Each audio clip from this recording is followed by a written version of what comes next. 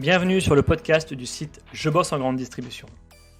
Je suis Jonathan, éditeur du site Je bosse en grande distribution et après plusieurs expériences comme chef de rayon et un passage dans le monde des médias, j'ai décidé de faire de Je bosse en grande distribution le rendez-vous de celles et ceux qui vivent le commerce au quotidien. Chaque semaine, je reçois un invité pour parler des nouveaux enjeux passionnants du monde de la grande distribution. On y parle des métiers, de transition numérique ou encore des sujets liés à la RSE. Si vous êtes un auditeur fidèle ou simplement de passage, et si cet épisode vous plaît, pensez à nous laisser une note ou un commentaire sur les plateformes d'écoute comme Apple Podcast ou Spotify, cela nous aide énormément. Place maintenant à l'épisode du jour, bonne écoute. Bonjour Thomas. Bonjour Jonathan. Tu es Growth Director pour Carrefour Links et tu te décris aussi comme un retail média évangéliste. Alors avant d'expliquer ton rôle au sein de cette entité de Carrefour et de parler plus longuement du retail média, j'ai fait quelques recherches déjà par rapport à ton parcours et j'ai pu constater que tu as fait déjà beaucoup de choses, à la fois dans des rôles très différents, dans des secteurs très différents. Est-ce que tu peux commencer par te présenter et puis nous expliquer un peu comment tu es arrivé à ce rôle au sein de Carrefour ? Oui, tout à fait. Thomas Rudel, j'ai effectivement un parcours à la base généraliste. J'ai fait une école de commerce. J'ai commencé en sortie d'école en agence de communication, chez Publicis à Paris, chez Havas à Londres, puis en cabinet de chasse de tête. Je suis passé par le secteur de l'assurance et je suis maintenant dans le domaine de la grande distribution chez Carrefour, avec vraiment moi un sujet important et structurant, c'est d'aller être à l'écoute, d'aller se positionner sur les sujets importants pour les entreprises et les secteurs dans lesquels j'évoluais. Donc c'est ça qui moi a été le driver finalement de ma carrière et de mes évolutions, de mes problématiques en termes de carrière. Donc ça a été le digital, ça a été les réseaux sociaux, ça a été le drive to store dans le domaine de la grande distribution, et puis le retail média aujourd'hui où j'ai la conviction que c'est un des endroits dans le domaine de la publicité digitale. Alors c'est assez marrant parce qu'on sort un petit peu du retail, mais aussi c'est un endroit dans le retail parce que c'est un lien fort avec le retail où il se passe quelque chose de très fort. Alors évidemment il y a plein de choses très fortes qui se passent dans le retail en ce moment, donc c'est pas le seul, mais en tout cas dans cette verticale là en particulier, c'est vrai quand on m'a proposé de rejoindre l'aventure Carrefour Links, je me suis dit que c'était intéressant parce qu'on était vraiment dans un plein territoire à défricher, à la fois en forte croissance et à la fois, alors tu l'évoquais sur mon rôle d'évangéliste, et à la fois où je pense qu'il faut encore beaucoup évangéliser, c'est-à-dire que toutes les grandes marques ont envie d'en faire, tous nos partenaires veulent faire plein de choses avec de la data. Le tout c'est le faire, comment le structurer sur la durée, faire que ça marche concrètement et que ça ait une efficacité opérationnelle. Ça a l'air simple quand on le décrit, ça a l'air évident quand on est dedans depuis quelques mois, et on se rend compte que néanmoins c'est quelque chose de très nouveau qui date d'il y a peu, et qui est pas complètement simple, logique, facile, évident, trivial. Ça reste encore difficile, ça reste encore compliqué à appréhender parce que ça change beaucoup, parce que ça nécessite de faire collaborer des publics différents au sein des entreprises et les faire travailler ensemble autour d'un même objectif. Alors concrètement, vu qu'on parle du retail média, c'est quoi ta définition du terme ?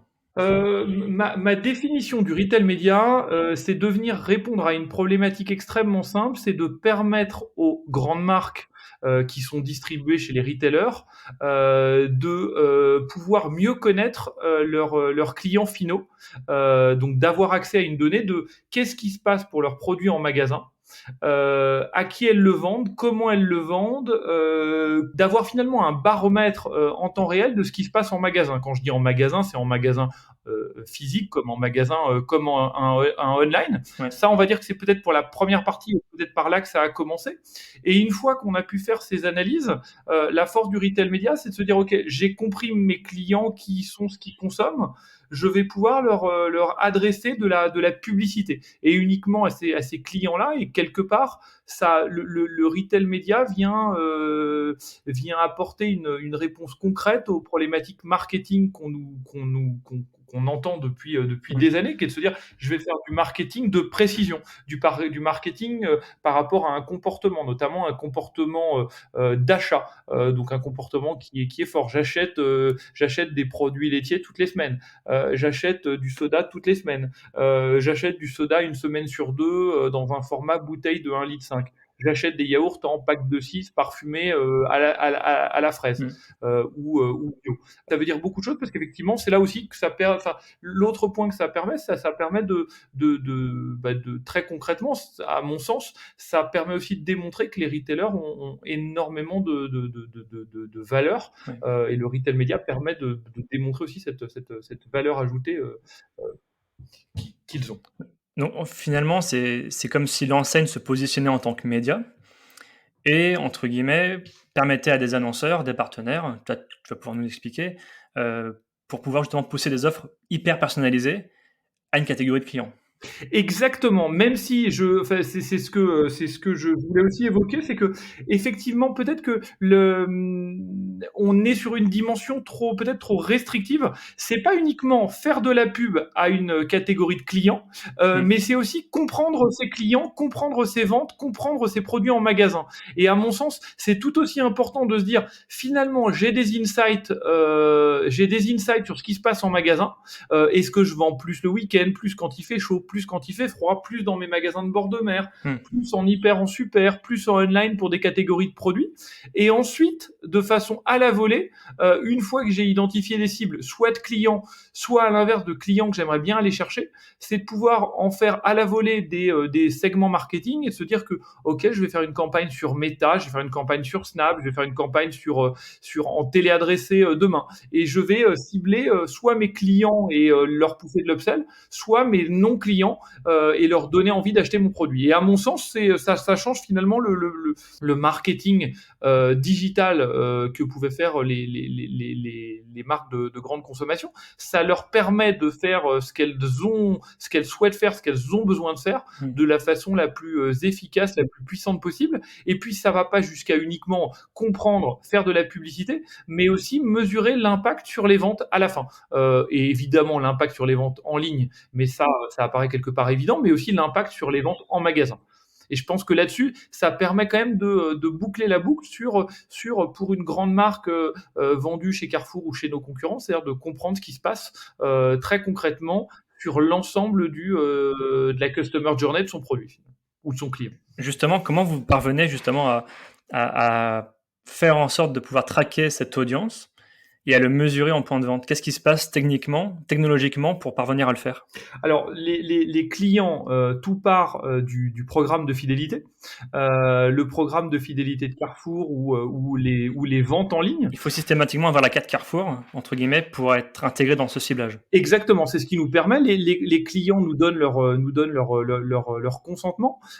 Et ensuite, cette data passe par notre tiers de confiance et partenaire technologique LiveRamp, qui nous permet d'aller dédupliquer thomas.rudel@gmail.com. Il est à la fois un client Carrefour et une personne inscrite sur Facebook, et on a pu réconcilier Thomas Rudel comme à la fois un membre de Facebook et un client de Carrefour, de son programme de fidélité, et je l'ai identifié, et je sais que je peux lui pousser je peux ensuite lui pousser une publicité sur Facebook. Ouais. Je sais qu'il a acheté du Coca de telle marque. Je suis la marque concurrente. Je vais pouvoir me positionner sur les non-consommateurs de ma marque et acheteurs. Je sais que Thomas achète du soda, mais pas de la marque bleue ou pas de la marque rouge. Et je vais pouvoir lui pousser une campagne de publicité pour lui donner envie d'acheter ma marque. Je sais qu'il achète du Coca, et effectivement j'ai ces informations. Alors toujours pareil, je cible pas, et ça me semble un point important. Je cible vraiment, donc du coup j'ai des ciblages, les consommateurs de Coca, avec la possibilité de les réconcilier, de pouvoir les cibler, et ensuite d'avoir les remontées au bout de quelques mois, quelques semaines. Est-ce que le fait d'avoir été exposé à une pub a généré des achats complémentaires de ce soda, par exemple. Ok. Et en termes de chiffres, quand vous avez croisé la base de données Carrefour avec celle de Facebook, par exemple, enfin de Meta maintenant, puisque c'est comme ça qu'on l'appelle, ça représente combien de personnes, combien de clients en France? Alors, on a 15 millions de clients dans notre programme de fidélité. Ouais. On en retrouve, alors je ne peux pas forcément dévoiler des secrets de fabrication là-dessus, Non, bien sûr. nos clients sont de façon extrêmement importante sur les plateformes de Meta, dans des ordres de grandeur très importants. Ok. Je vais te poser peut-être une petite question piège, mais du coup, vous êtes un média ou une régie? La frontière, elle est très fine finalement.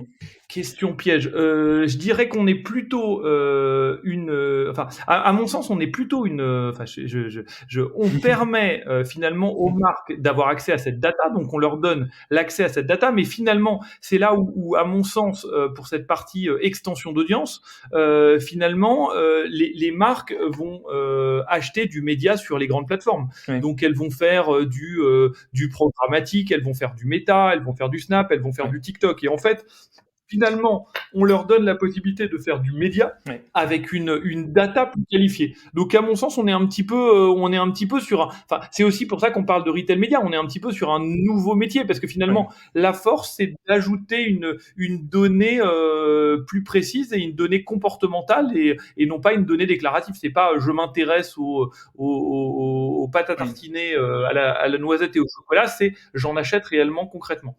Donc, ça change la face. Enfin, à mon sens, c'est là-dessus où c'est important, c'est que ça change la façon de faire du marketing. Mais c'est ce que font déjà, peut-être que tu pourras nous l'expliquer, c'est ce que fait déjà un petit peu Amazon, il me semble.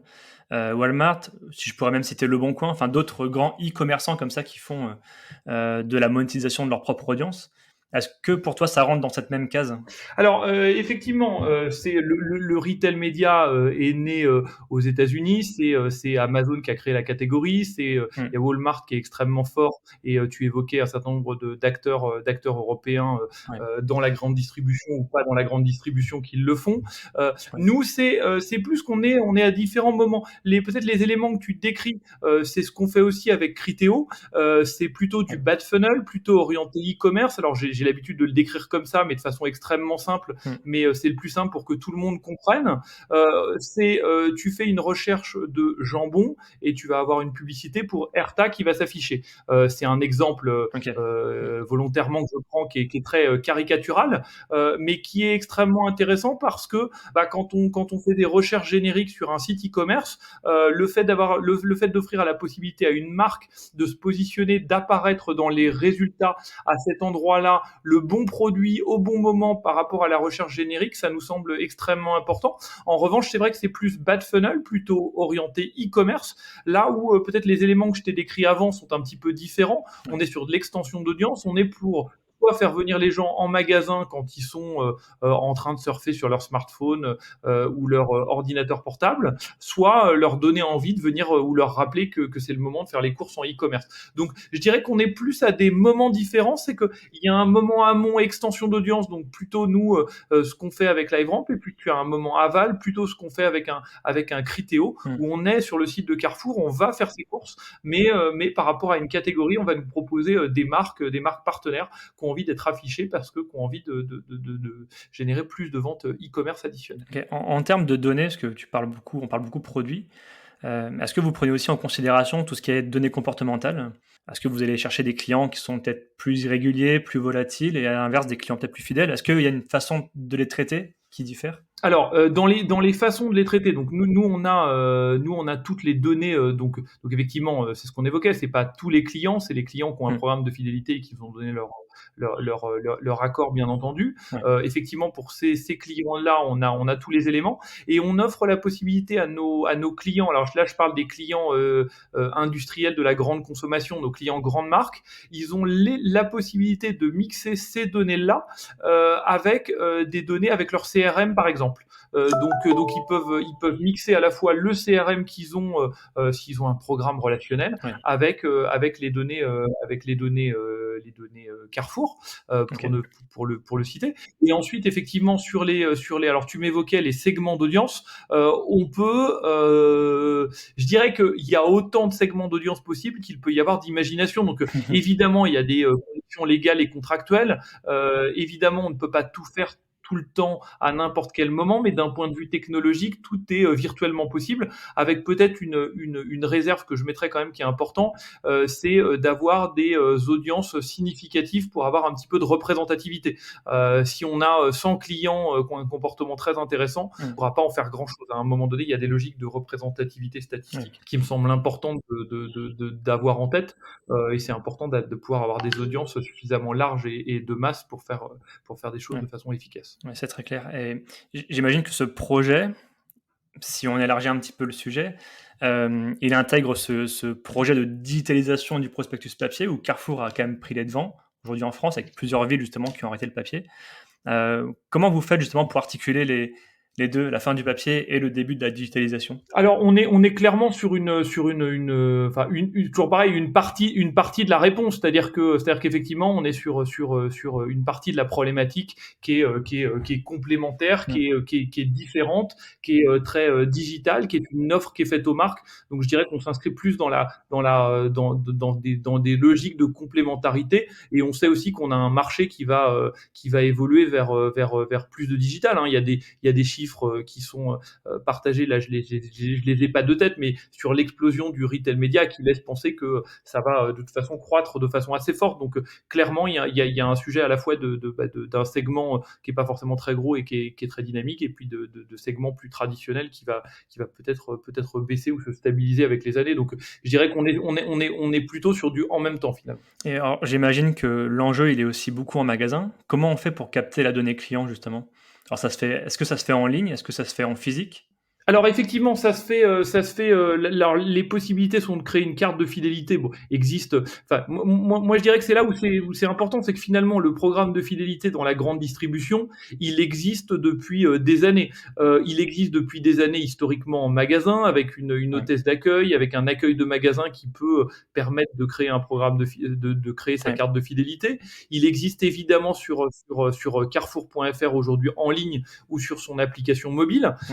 Et à mon sens là-dessus, il n'y a pas forcément de changement fondamental. La vraie différence aujourd'hui, c'est que cette donnée, j'ai des outils technologiques dans le cloud qui permettent de pouvoir y avoir accès en temps réel pour les marques et l'utiliser en temps réel pour les marques. Et à mes yeux, la différence, elle est finalement technologique, c'est-à-dire que dans les idées et dans la donnée, les retailers l'avaient déjà. C'est plus la capacité de la comprendre, la capacité de l'activer et la capacité de l'utiliser sur du comportement en magasin jusqu'à la publicité pour l'achat suivant, et en mesurant les ventes en magasin pour l'achat d'après. Donc à mes yeux, on est plus là-dessus, parce que finalement, sinon, sur la façon de se créer son programme de fidélité, d'avoir un et évidemment, pour répondre à une deuxième partie de ta question, évidemment, plus le programme de fidélité, on a un sujet aussi de promesses consommateurs, d'avoir un programme de fidélité intéressant pour que nos clients soient incités à présenter leur carte. Alors quand c'est en ligne, ils doivent être logués au sein de leur espace client, et quand c'est en magasin, il faut qu'on leur donne l'occasion et l'envie d'aller présenter leur carte de fidélité le plus souvent possible. Et en termes de proportion, l'opt-in, il vient plutôt du coup du magasin ou plutôt du digital? Alors là, je vais te faire joker. J'avoue que je n'ai pas regardé laquelle. Tu m'en voudras pas là-dessus. J'ai pas le.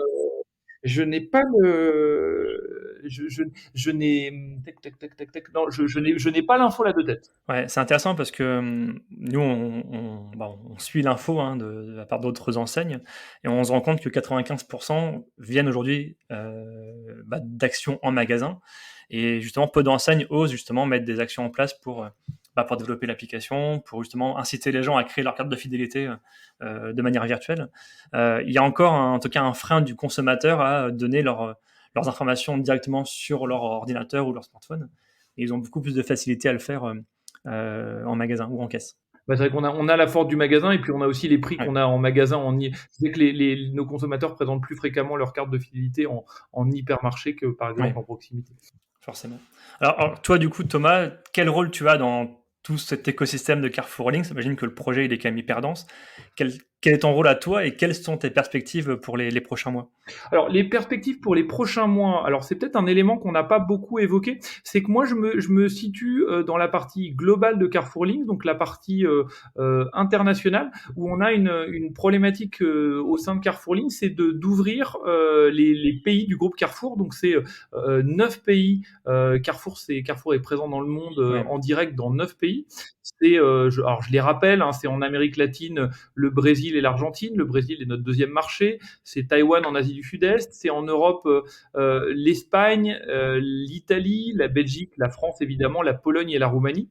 Et une de mes problématiques aujourd'hui, c'est de faire en sorte en tout cas qu'on soit live le plus rapidement possible, c'est-à-dire que notre offre puisse être disponible pour un maximum de marques, un maximum d'enseignes, avec l'audience la plus large possible dans un maximum de pays, parce qu'on pense que c'est une des forces de Carrefour Links en particulier, c'est d'être présent dans 9 pays, et on pense que ça a un intérêt pour les grandes marques qui sont clientes de Links, d'avoir une offre et des possibilités globales Ouais. en termes de publicité digitale.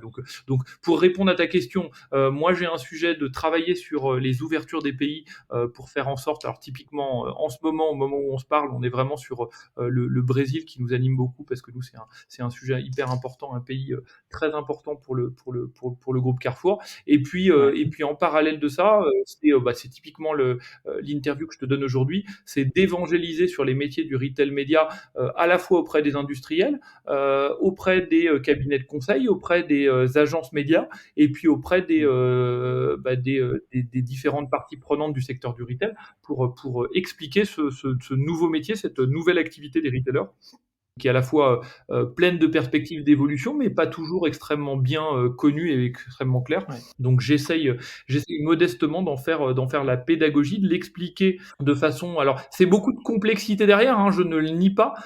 C'est beaucoup d'équipes mobilisées, c'est des équipes extrêmement importantes, à la fois en direct chez nous, chez nos partenaires, mais aussi chez nos clients. Néanmoins, la mission que je me suis donnée au travers de cette mission d'évangélisation, c'est vraiment d'essayer de simplifier les choses de façon extrêmement claire, de quel usage peut en faire une marque, comment est-ce qu'on commence, comment est-ce qu'on y va, et comment est-ce que ça fonctionne. Pour rebondir sur le Brésil, c'est un pays qu'on suit beaucoup aussi. On a l'impression qu'il se passe quelque chose au niveau du digital là-bas, des choses qu'on voit pas forcément en Europe.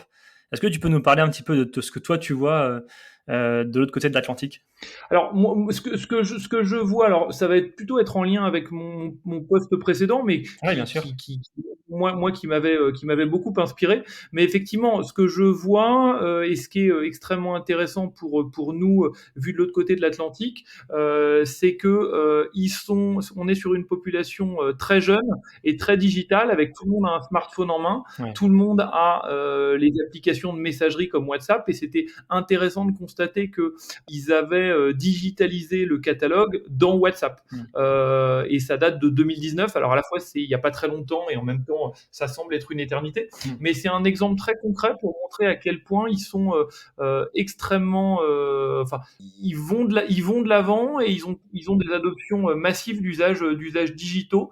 Ils vont utiliser WhatsApp, plutôt une plateforme personnelle pour échanger entre pairs, où ils vont en trouver des usages commerciaux pour un retailer comme Carrefour. Donc c'est intéressant au travers de cet exemple-là de montrer à quel point ils sont très agiles en matière digitale, très dynamique, la jeunesse de leur population, mais aussi leur taille immense de marché on est sur un pays quasi continent, donc ça rend des innovations possibles de Ouais. façon extrêmement forte, avec vraiment une taille continent, qui rend des expérimentations assez fortes, assez larges, et des adoptions assez rapides. Donc je donne cet exemple de catalogue sur WhatsApp, mais, Ouais. mais ça montre bien à quel point l'innovation, il est capable d'en faire, ils ont la possibilité d'en faire, ils vont de l'avant et ils foncent, et je trouve ça très intéressant. Ouais, c'est un pays qui hyper intéressant sur le plan digital. J'ai une dernière question que je pose à mes invités maintenant sur le podcast. Quel invité aimerais-tu que j'invite dans un prochain épisode? il y a quelques minutes, je l'ai dit en off, mais allez, je le dis en on parce que moi je le trouve extrêmement inspirant. C'est notre patron France, Rami Battier. Je trouve que son obsession client, alors je ne l'ai écouté que dans des différentes interventions, podcasts, reportages télé, communication interne qu'il a pu nous faire, mais je trouve que cette obsession du client me semble extrêmement intéressante et j'ai la conviction que dans 25 minutes de podcast chez toi, il intéresserait beaucoup tes auditeurs. Bon, le rendez-vous est presque pris, je vais faire le nécessaire pour l'avoir. Alors, merci beaucoup Thomas pour tes réponses, c'était hyper inspirant. Merci Jonathan. Merci à tous d'avoir écouté ce podcast jusqu'ici. Pour retrouver des informations sur notre invité et accéder à différentes ressources, cliquez sur la description pour en savoir plus.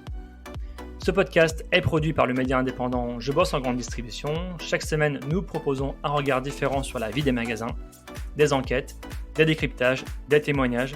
Retrouvez-nous sur notre site et rejoignez aussi la première communauté des professionnels de la grande distribution sur les réseaux sociaux, sur Facebook, LinkedIn, Twitter, Instagram, YouTube et TikTok.